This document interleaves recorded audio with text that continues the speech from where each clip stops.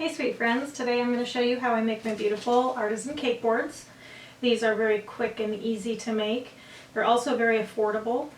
My boards average around $1.50 to $1.75 each depending on the size.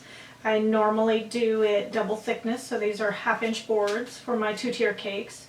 If I'm doing like a 6-inch single tier or maybe an 8-inch single tier, I do just a single layer of the 1/4-inch foam core is sufficient, but anything bigger than that I go ahead and do a double, so they're half-inch thick cake boards. I love to use beautiful artisan papers. That's my favorite thing to cover my boards with. I'm lucky enough to have a local craft store that carries gorgeous artisan papers, Japanese washi papers, that sort of thing. As you can see, I have quite a selection of beautiful colors and patterns. You can also use gift wrap. Scrapbooking paper is awesome. Whatever beautiful papers you find that are going to match your custom cake design. You're also going to need to gather scissors, an X-Acto knife with a sharp blade, a pencil, tape in a tape dispenser, hot glue gun, ribbon for the edge of your board, so 1/4-inch or 1/2-inch ribbon. And then to top it off, you're going to need clear contact paper. This is a Contact brand, and it's a crystal clear shelf liner, so it's sticky on one side. So go ahead and gather your materials and we'll get started.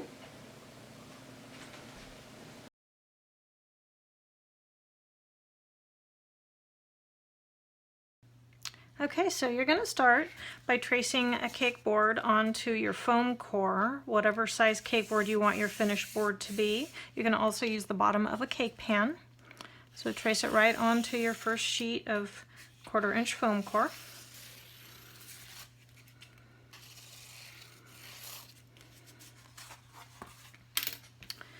Now you're going to cut that out with your X-Acto knife, and really paying attention to keeping your blade very straight. You don't want to tilt back and forth. You don't want a beveled cake board. You want a really nice, clean, straight edge.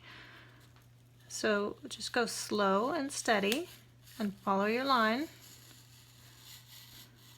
and work your way all the way around. You want to press fairly hard. You want to try and make it all the way through in one cut.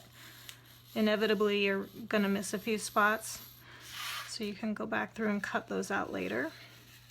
But for the most part, just go slow and try and press firmly enough to make it all the way through.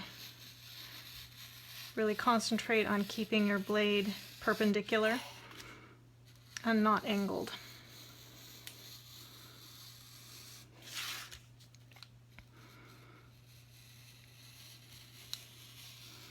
Going slow helps, so if you start getting off track, you can correct yourself before you go too far.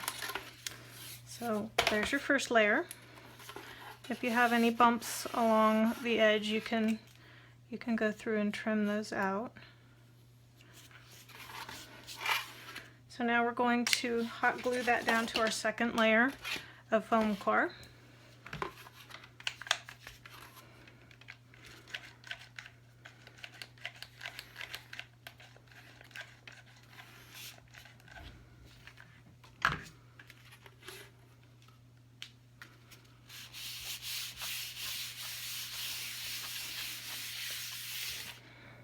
And then cut out again, right up against your top board, and again keeping your blade as straight as you can and not angling. The goal is to have a very clean, straight edge, and we're going to glue a ribbon to it for a really nice clean finish.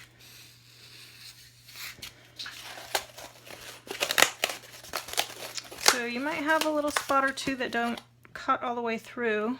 You can usually turn it over and see those spots. See, I've got a spot right there.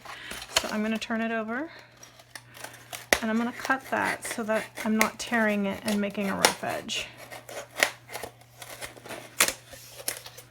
There we go. Now if you have any little spots that are rough, go ahead and trim those off. Or any spots that you see that are severely angled, you can correct those.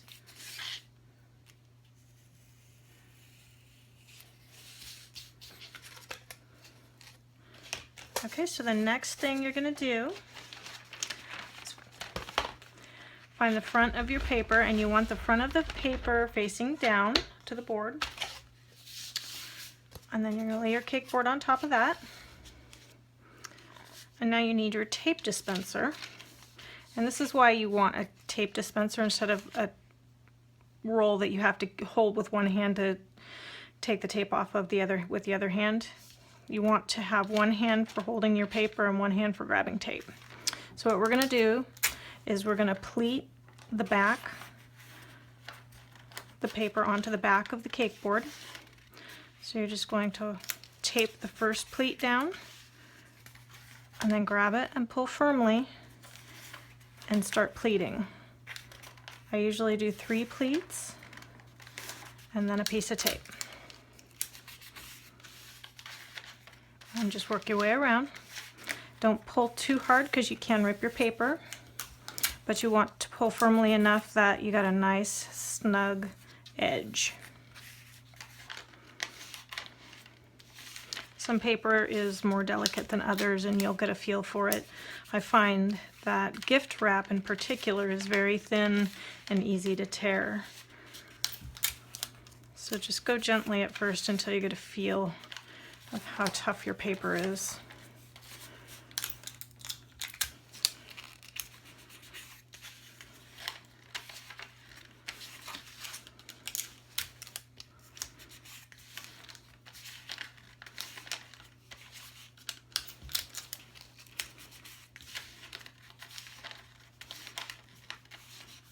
This goes pretty quickly and you get quicker as you practice. All in all, my cake boards take me about 10 minutes to make each one.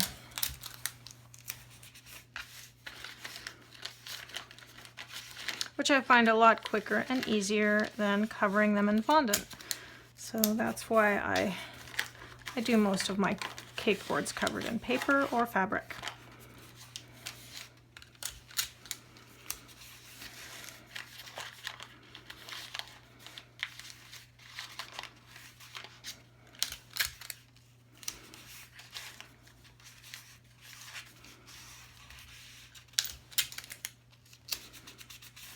Okay, so I like to really smooth down the edge where the paper is pleated along the edge and make it nice and flat and smooth. Okay, next we're going to put the clear contact paper on the front. This keeps your board from absorbing any of the moisture from your cake and discoloring. It's a food safe surface. So what you want to do is just roughly cut out, giving yourself about 1 inch. This is what I like the rotary cutter for, but you can use scissors if you don't have a rotary cutter for that part.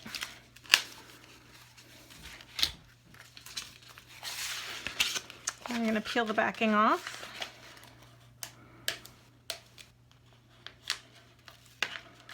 Just to get it started. Don't peel it all the way off. And then you're going to position your board or your contact paper so that you know it's centered on your board. And then bring it to the edge and adhere that edge right there. And then as you're pulling the contact or the backing off the contact paper, you're pressing forward with this hand so that you're not getting any bubbles under there. All the way across. And then just press it really hard over the whole surface. Adhere it really well.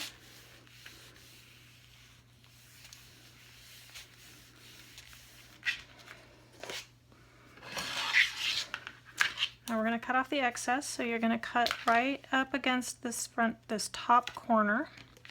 And if you have sharp enough scissors, you can almost just slide your scissors along that top corner.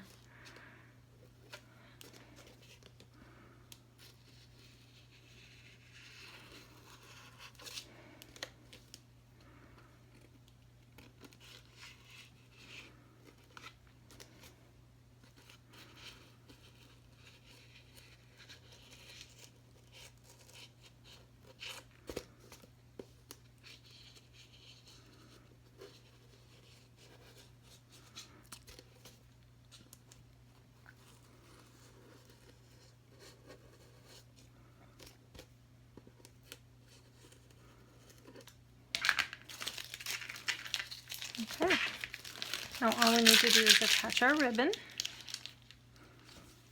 I like to hot glue my ribbon on. I make a nice clean cut on the end of the ribbon.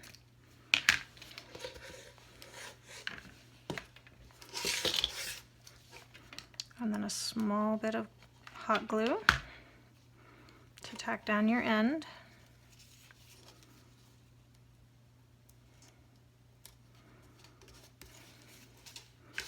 And you're going to lay a very thin bead along the middle here, and you kind of want to smear it. You don't want a thick, bumpy bead of hot glue.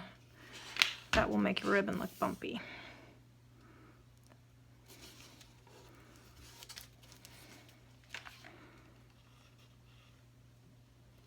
I'll pretty much press the nozzle of my hot glue gun right onto the cake board, and that smooths out the bead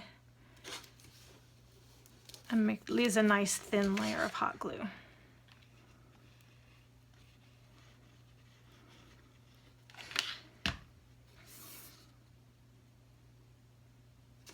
I'll do maybe 5 or 6 inches at a time so that the glue doesn't cool and the ribbon won't stick.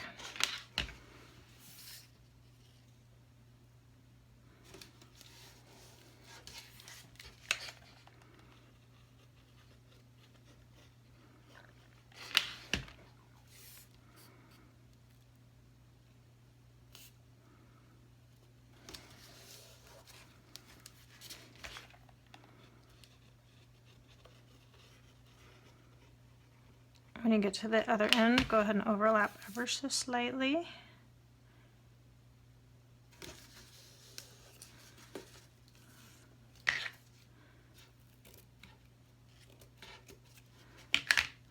Cut. The last thing I want to do is I like to hot glue a cake circle that is one size smaller than my cake board onto the back. And the reason why I do that is because when you go to pick up when your cake is on here and it's heavy and you go to pick it up, you're going to have a little room for your fingertips to get under there and pick the cake up. So it makes it a lot easier to pick up and transport the cake.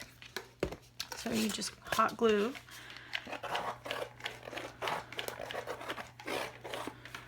onto the back.